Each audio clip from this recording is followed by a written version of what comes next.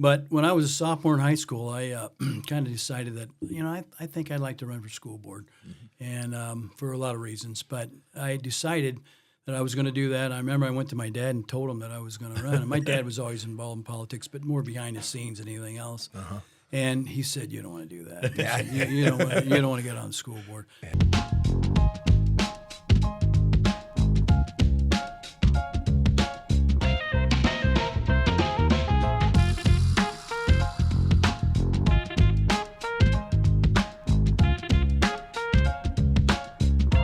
Well, joining us at the table today is Sangamon County Auditor Andy Goleman.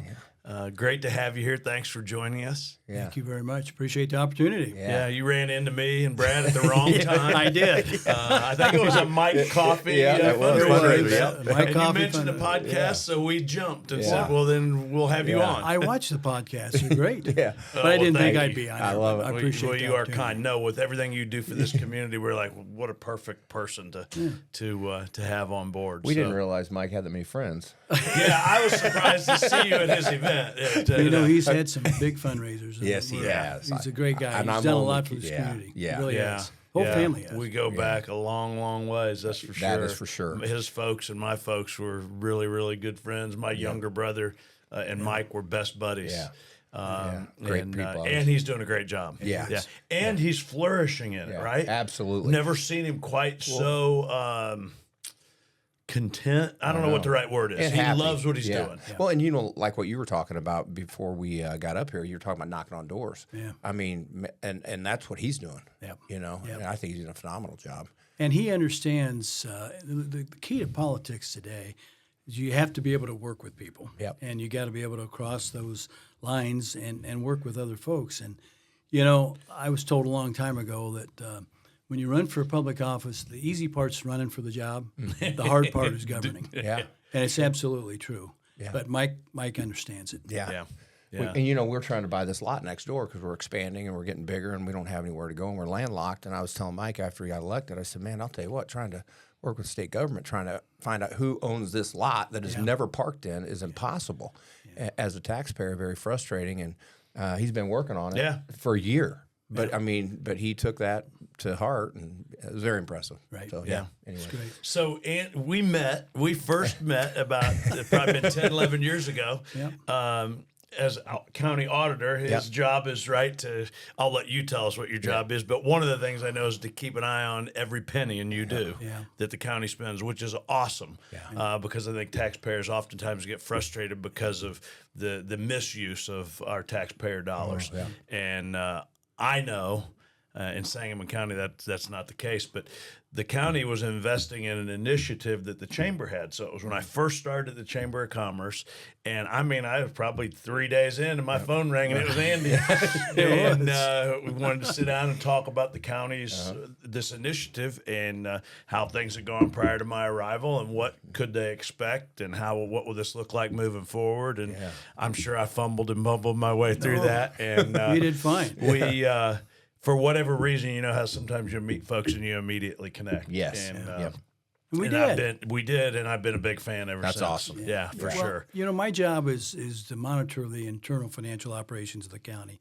That's what we do. We watch the taxpayers' dollars. And I say that I'm the taxpayers' watchdog. Yeah. And I take pride in that. Sure. Because I am. Yeah. We run in county government. We are lean in what we do, but we really watch the dollars as they come in and they come out, both. Yeah. And that's one of the other jobs that I do. But, when 1994, when I got elected to the county board, Andy Van Meter, who's the chairman of the county board now, and Greg Stump, who's chairman of the finance committee, we all came in at the same time. And we have, Andy's, he has his own business. I had my own business, still do farming with my brother's retired now, but still actively involved in the farming too. But we kind of run it like it's a business in many ways. If you don't have the money, sometimes you just say, no, I can't do it. Right. And I know for a while when I was on the county board and I was chairman of the finance committee, I wasn't probably the most popular guy in the building because I would say no. We can't do that because we don't have the money for that. So it's been great, but I've really enjoyed it and I've met a lot of great people. Yeah. Yeah. So you're from south of Springfield. tell us a little bit, give us a little bit about your history. But one of the most intriguing things was sometime not long after we met one another, got talking about your life in public service, and you shared the story about when you first ran for public office. And I'd love it if you would share that with us and the folks who tune into this. Well, I'm an old country kid. That's what I am. Grew up in the country. Grew up on a family farm. Grew up between Pawnee and Divernon. Went to school in Divernon at that time, which is now part of the Auburn school system. But when I was a sophomore in high school, I kind of decided that, I think I'd like to run for school board, and for a lot of reasons. But I decided that I was going to do that. I remember I went to my dad and told him that I was going to run. And my dad was always involved in politics, but more behind the scenes than anything else. And he said, "You don't want to do that. You don't want to get on the school board." But I did it, and I ran. And at that time, they had changed the elections from the spring to the fall for school board members. It's now back to the spring, but at that time they had changed it in 1981, which I graduated. So in 81, I graduated from high school in May of 81. Then that summer, I took my petition out, and then that fall, I ran for school board, and I was successful in my election. But all local elections are about getting out and knocking on doors and talking to people, and I enjoyed that. And that's how I was elected and spent 12 years. I got 10 years on the school board. Was elected to 12, but when I was going to Lincoln Land, so in the fall of 81, I started at Lincoln Land. I did that for 2 years and got my associates. So I resigned my seat because I was transferred over to Western to get my bachelor's degree in 85. But in 85, I did the same thing again. I graduated in May of 85 from college, took my petitions out that summer and ran for my old seat back in 85 and was elected again, and ran one other time in 89 for the schools and school board. But it was a great experience. I learned a lot about public financing of education. I learned a lot about dealing with teachers. My mom and dad were both teachers, by the way. They met in 186. Is that right? 1949. That's when they met. So my mom was from the farm, but that's where they met. And I learned about unions too. I learned how to deal with them. But now, did you have to deal with any of the consolidation? Like now that they're part of Auburn, were you on the board? I was not. Okay. I was not on that though. But because that would have to have been a hot button, right? It was. It was. But I got to tell you, there were at different times there was consolidation issues that people were talking about. Moving maybe Pawnee, Divernon, Auburn together. And one time, Pawnee, Divernon, Auburn, Verdon, and Girard, they were even talked about back in the 50s. So I went through some different things, some different talks. We had some different talks with Pawnee at that time. But I will say one thing, the citizens, they had like an advisory vote, what it was, and to kind of give an idea where they wanted to go. Do they want to go to Pawnee? Do they want to go to Auburn? Wherever they wanted to go. And Auburn won. And I will say this, that everything that the Auburn School Board promised at the time, they kept their word. Oh, that's great. Which meant a lot. So it's been a pretty smooth transition. It really was. Yeah, that's true. So are you the only person ever to be elected to a school board at the age of 18 in the state of Illinois? Well, somebody asked me that the other day, and I said, I have to imagine that's I would the case. think so, yeah. I know that there was Aaron Schock was 19. I think. Is that right? I think he was 19, but so I beat him by 1 year, I guess. But I'm sure there probably has been someone else, but I don't know. But it was just a great experience and a great way to understand people and how people work. And I trust me, I was in those meetings when we had a full house of people who weren't happy about things. So I've dealt with that. One thing I'll say that when you're in elective office, you've got to have thick skin, and you've got to be able to understand that people see things differently than what you do, and a lot of times people don't have all the facts. Sure. Nor can they have all the facts necessarily because of they just can't. Right. But so anyway, it was a great experience. Yeah, probably a great training ground for everything you've done since, right? Yeah. Well, it really was, and I was recruited to run for the county board, and I did that in 1994, and ran 6 times for that, and I had 3 opponents with that, and primarily the southeastern part of the county. And then in 2015, we had some retirements. Tony Libri retired as circuit clerk, and Joe Elio retired as county clerk at that time. So Paul Palazzolo, who was my predecessor, he decided to move up to the circuit clerk's office, and it was at that time that I was encouraged to seek the auditor's position, and I was appointed, and in June of 15, and ran in 16 and ran in 20 and up for a re-election this year, and been very fortunate. That's terrific. Never lost an election, have you? I've been very lucky. I have not. Don't jinx that. I lost. I don't think I could. So. Well, the only election I ever lost was when I ran for precinct committeeman years and years ago. And I ran against a local guy in town, and for our same precinct, I got beat by 30 votes. Is that right? But I learned a lot. Yeah. I learned a lot. Right. Don't ever take anything for granted. Oh, yeah. Yep. For sure. So, get out and go. Yeah. What are the biggest challenges in government in general, but in Sangamon County as you see them today? Well, there's a lot of things going on right now in Sangamon County, and I'd say, communication is always huge. We gotta be able to communicate with folks and tell folks what's going on. I think the other thing is too, certainly financing is always an issue that we have to deal with. You never know with state government if those grants are going to come through or not. We rely a lot on grants for our budget. So, I mean, you've got to pay attention to what's going on there. You've got to stay on top of things, and you got to be able to talk to people and explain why you need this or whatever or if you don't need this. And we do that with our budgeting process all the time. But certainly, financing is always an issue. But the way that we do business in Sangamon County is, we have balanced budgets, we live within our means, and we pay our bills on time. We expect mom and dads. We know mom and dads in Sangamon County have to do that. So why shouldn't Sangamon County government? And we're proud of the fact that we're able to do that. Yeah, that's great. Yeah. So I got to know Brian McFadden over the years, and Brian's still county administrator. Do you work pretty closely with Brian? We work very closely with him. We don't have a finance division in the county, so our office works very closely with the county board office and Brian McFadden in particular. We work with the budget. We helped form the budget, and then and that's really. I mean, we keep him up to date with the finances and what's going on budgetarily and where we're at, and so we like it, and I like what I do. That's awesome. How long are the terms for the county board? County board terms in a 10-year cycle, you either get a 2-year term up front and then 2 other 4 years of that, or you do a 4-4-2. So you'll have a 2-year term at least in a 10-year period, Okay. 1 2-year term, but most all the time it's 4 years. And you're running for that 4-year term, Right. And then you got to get reelected. That's Okay. Yeah, correct. gotcha. And countywide offices are 4-year terms. Okay. Yep. They're Very all good. 4 years. And how many folks, for our listeners, how many county board members We have are there? 29, and wow. you take the last census, I think it was around 190,000 people. So you take 29 into that, and that's how many people you roughly have. But whenever I was there on the county board, I think it was about 6,300 to 6,500 roughly in that area. Constituents that I represented, Right. You were talking about grants and watching every dollar that comes in and every dollar that goes out. Do you have to spend a lot of time with state government at the Capitol when they're in session? Do you have folks who do that? How do all those pieces work together? Brian McFadden does a lot of that. Okay. He has a lot of contact with our state reps and state senators, and so we don't really so much do that.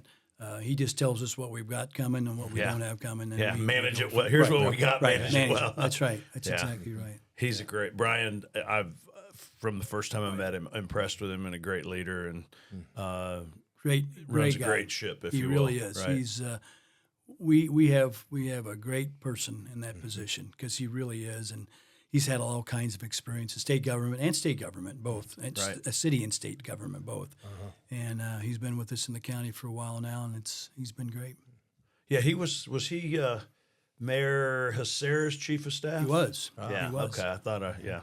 And then Minority Leader Frank Watson, he was his chief of staff too. Okay. In the state Senate. Frank was a Gotcha. good guy. So he did Yeah. that. So he's got a lot of good stories. You need to talk to him too. Yeah. So. He would be a good would one be for good, us. yeah. To go tell him he's on our list. Yeah, So- yeah, we'll be in touch. Yeah, we'll be Chris calling is going to soon. hunt him down.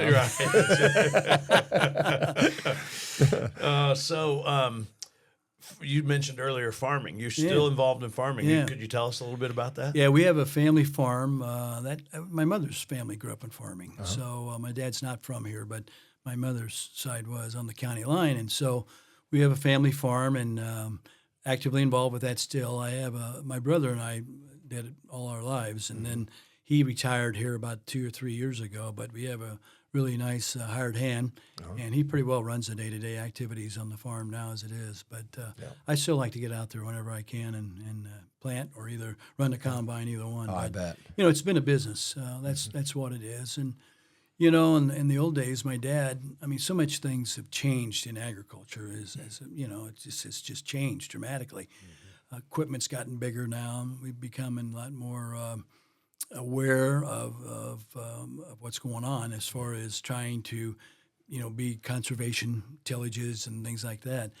But it's just been a great opportunity for me. And I grew up as a young kid, work ethic, and I wish that work ethic was as good throughout business today. I would agree. As what it was back then. Yeah. Because it's got some challenges. And I would say any farm kids that we've hired over the years have been outstanding workers because that's what you do on the farm. You work. Right. You know how to work roll with up your sleeves and get after it, right?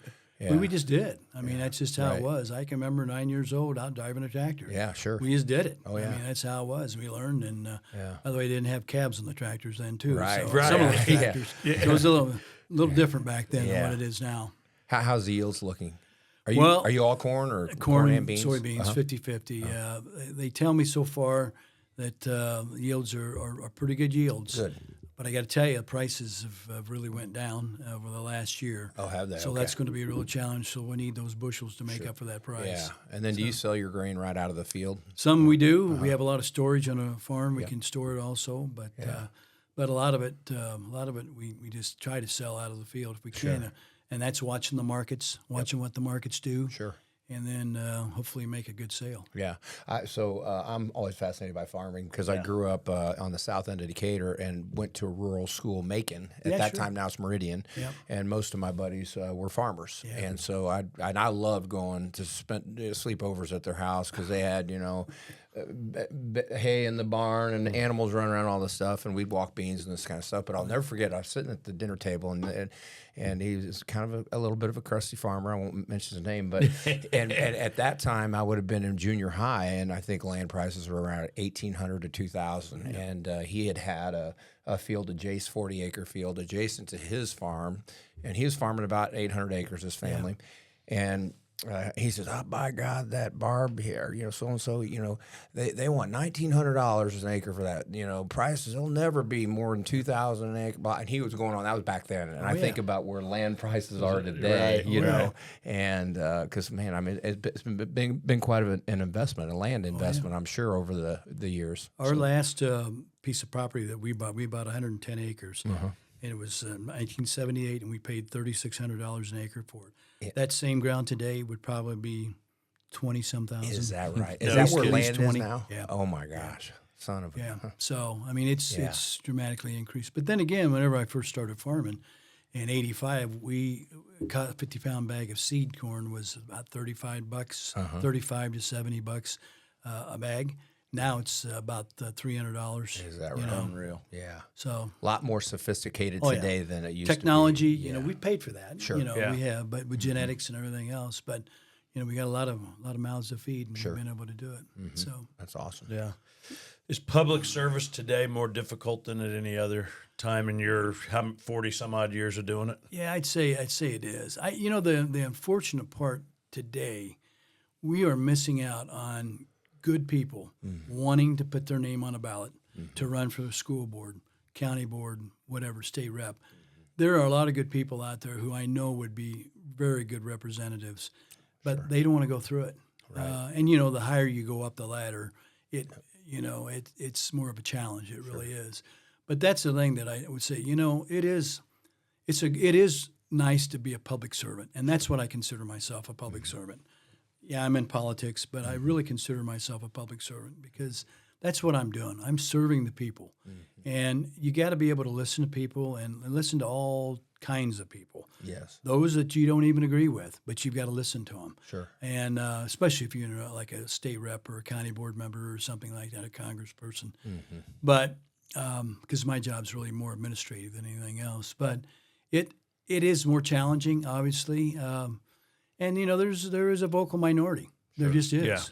Very strong vocal minority. But they have a right to their opinion just like anybody else does. Sure.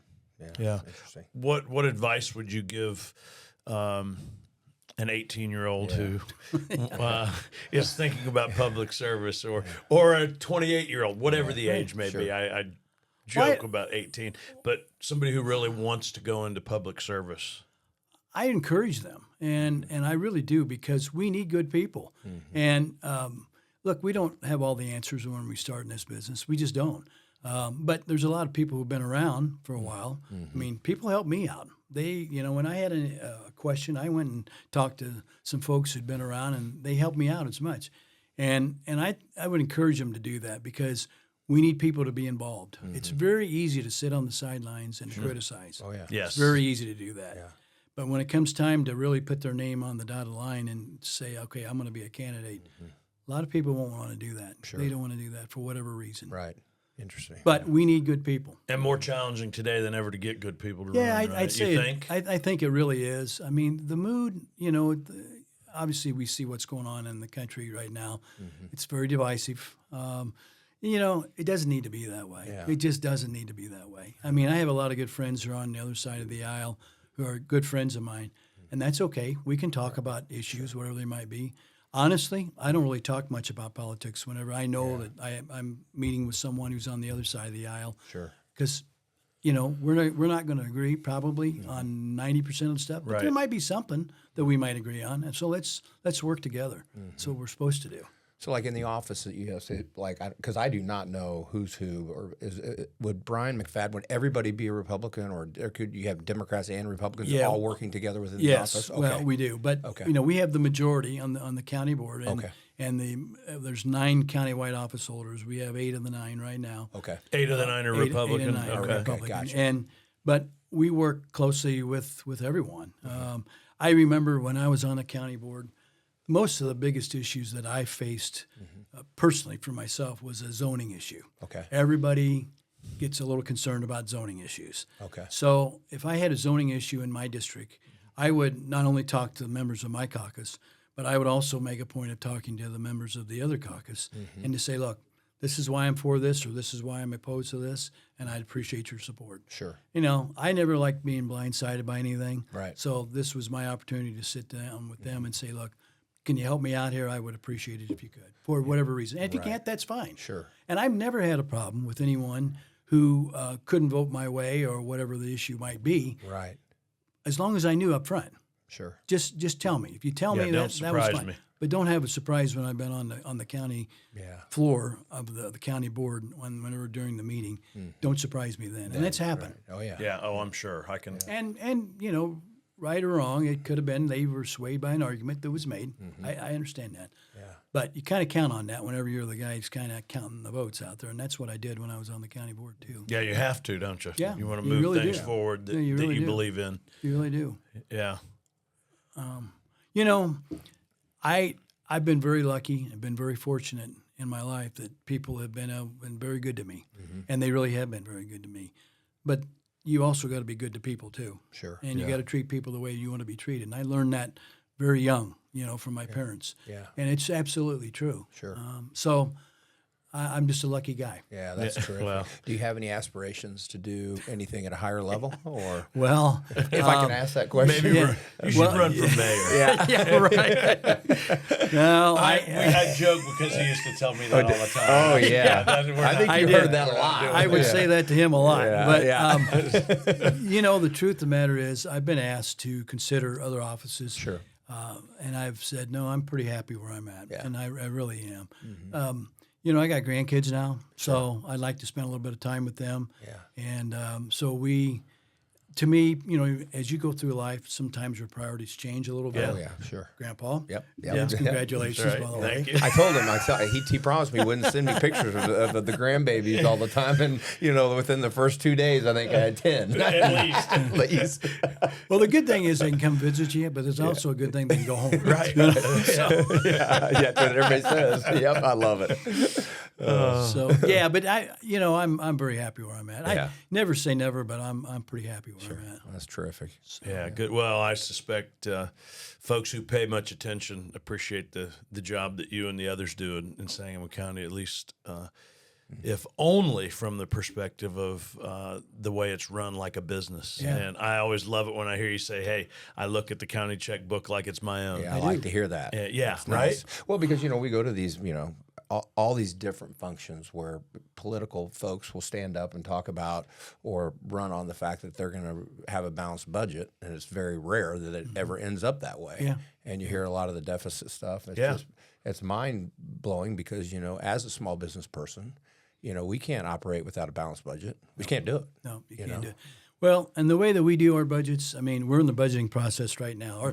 Our fiscal year is December 1 to November 30. So we're doing the budget right now. We're looking at the numbers. But how we actually start, we look at the last audited numbers. Okay. Which, FY25 is coming up. We're doing that budget.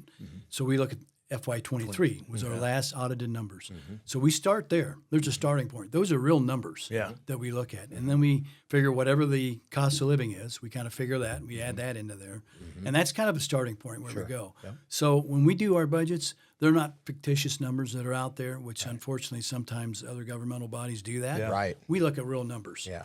And usually that's been a big reason why we, at the end of the year, we end up with balanced budgets always. Almost always. Yeah. Yeah. You guys have a lot going on down at the county building and facility with the rail relocation and the SMTD location and eventually the Amtrak station, right? When will all of that, do you have a pulse on that? When will all that be Well, I think it's going to wrapped be up? at least a couple of years yet, from what I understand. I will tell you, it's a major project. Yeah. It's been a major project. It looks like it. But I got to tell you, Senator Durbin has been the guy. We are so lucky we've had him in that position to help us get funding for this, and he has done that. We've had some congressional people too that have helped. Rodney Davis when he was there. Now Nikki Buzinski's there. But you've got to have those federal dollars to help in those projects. And I once it's done, it will be nice. It was a little challenging maneuvering around downtown Springfield. Yeah. But now that some of the things the underpasses are done, I think it's a lot easier now. But it's been a real challenge. It really has been. But you've got to rely on your communication, working across the aisle, and working with folks to help make sure you get some of that funding to help pay for that. Well, And the state also has helped. Given all that has taken place and will continue to on the whole rail relocation project, I know the county has played a huge role in administering all of that and making it happen, along with the city certainly. But while it's been challenging, I'm sure, especially from traffic patterns. Now, I know recently we were glad to see a couple of the newest underpasses open up.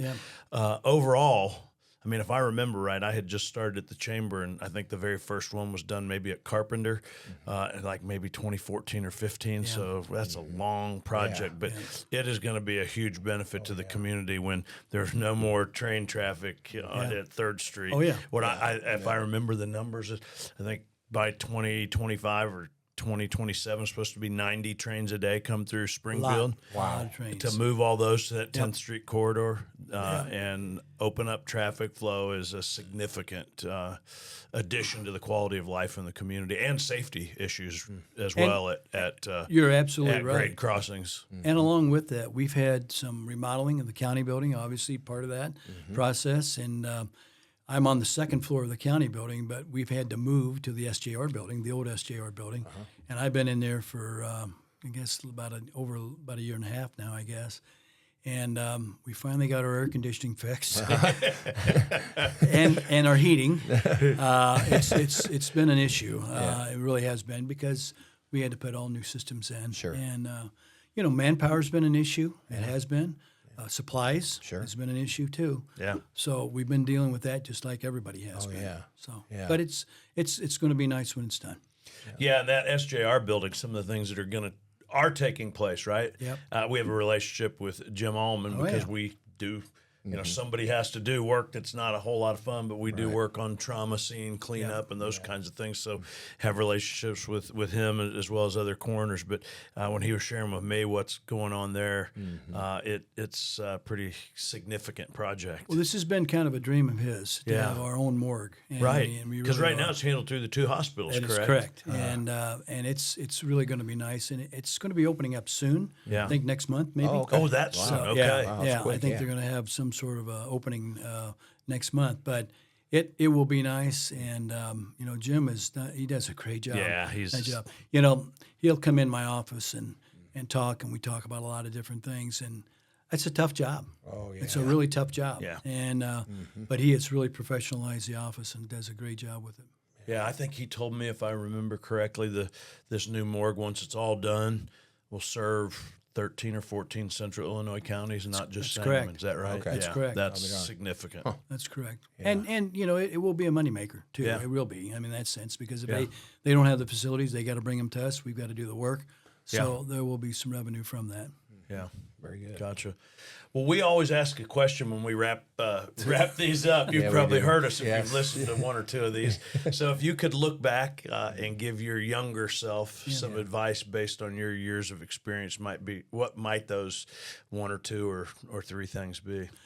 Well, I would say certainly if you're in public office, you have to have an understanding spouse. Oh, yeah. You have to. Yep. Because if you don't, you'll end up like I did with a divorce. Yep. Sure. And not proud of it, but Yeah. that's what happens. You have to have an understanding spouse to understand, because even in this job now, I go to work at 8 o'clock in the morning, and a lot of times I don't get home till 8, 9 o'clock at night. Not always, but a lot of times it is, because you've got to be out and about and you've got to be seen, and people want to see who their elected representatives are. Right. So you got to have an understanding family or spouse to do that, and I encourage people to get involved any way they possibly can. There's always some people that don't want to be the out front person. They don't want to be the elected official, but they like being behind the scenes and they like doing other things. Those people are important too. Sure. And we need to encourage those folks too. But the biggest thing I'd say is you got to have an understanding. You got to have people that understand what you do, and you got to be upfront with them. You got to say, look, I'm not going to be home all the time. Right. I'm going to be busy. Sure. And as you know, in business, Oh, yeah. that schedule changes. Oh, yeah. Yeah. Especially in our business. I mean, it's 24/7. And I can't remember a Christmas Eve or a Christmas Day that we didn't have a crew on the ground working in somebody's basement. Yep. It's just, I think Brian McFadden's daughter, that fire occurred, I think, Christmas Eve, as I remember. I think 'cause I was remember being on the having phone with dinner at Saputo's, and I was like, okay. And our guys had been working their tails off. I was like, we got to get somebody out there. Well, in Christmas of 22. Yeah.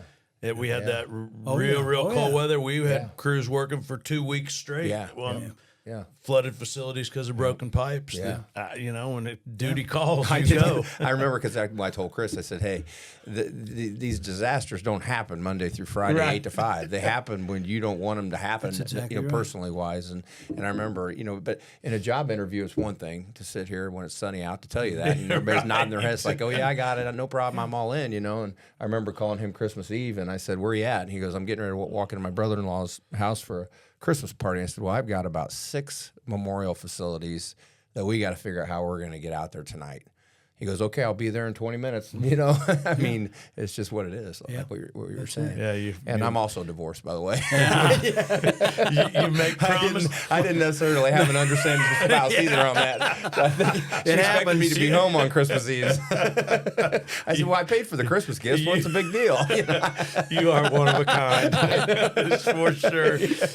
Well, you make promises, right? And you want to deliver. That's right. Right. That's right. I understand where you're coming from. That's good stuff. That's good Well, advice, yeah. Yeah, for sure. thank you for the job you do on behalf of the citizens and taxpayers. And thanks for giving us a little bit of your time today. It sure has been fun to have you. Yeah. Appreciate it very Thank you. much. Thank you very much. You Good. bet.